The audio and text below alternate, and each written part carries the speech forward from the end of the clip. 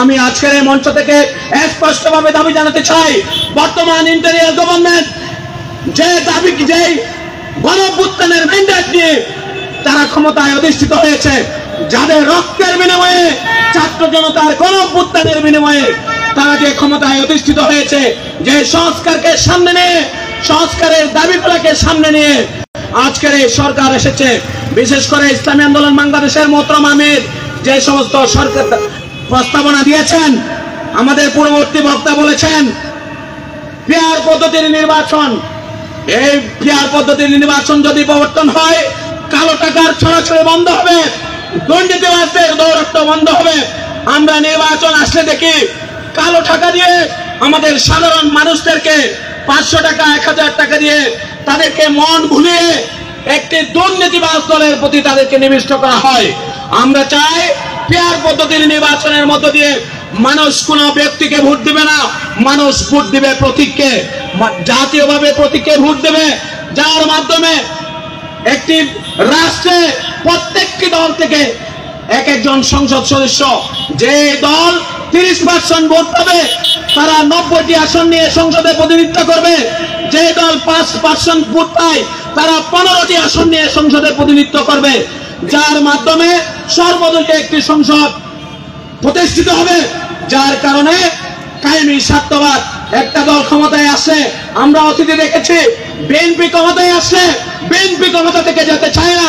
আওয়ামী লীগ ক্ষমতায় আসে, আওয়ামী লীগ ক্ষমতা চাইতে চায় না।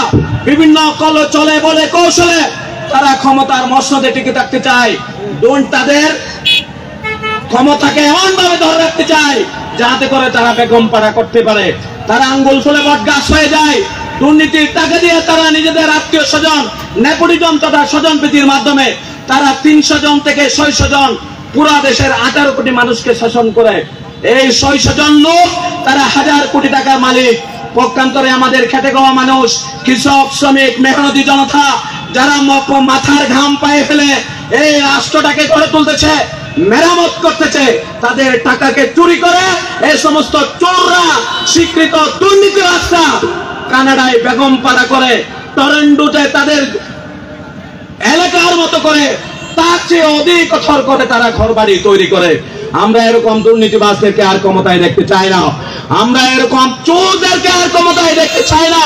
যারা দেশের সম্পদ চুরি করবে সেই স্বীকৃত চোরদেরকে আমরা আর ক্ষমতায় দেখতে চাই না। আমরা টেকনাফের সর্বস্তরের জনতাকে আহ্বান জানাই, বন্ধুগণ আসুন, নতুন বাংলাদেশের নতুন একটি স্বপ্ন আমরা জাগিয়ে তুলি। আমাদের একটি নতুন সম্ভাবনার দ্বার তৈরি হয়েছে।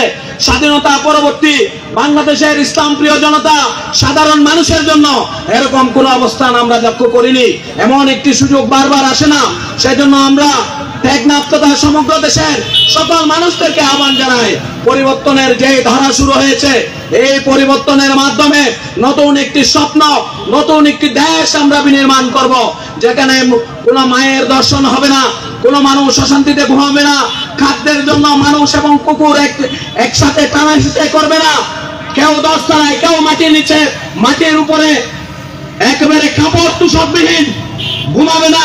এরকম একটি সমাজ আমরা চাই। সাম্য, মানবিক মর্যাদা এবং সামাজিক ন্যায় বিচার আমরা প্রতিষ্ঠা করতে চাই।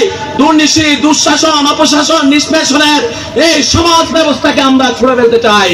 আমরা চাই ইসলামী আন্দোলন বাংলাদেশের মাধ্যমে এমন একটি রাষ্ট্র ব্যবস্থা পরিচালিত হোক, এমন একটি কল্যাণ রাষ্ট্র প্রতিষ্ঠিত হোক, যেখানে আমার মা বোনেরা শান্তিতে ঘুমাবে, আমার ভাই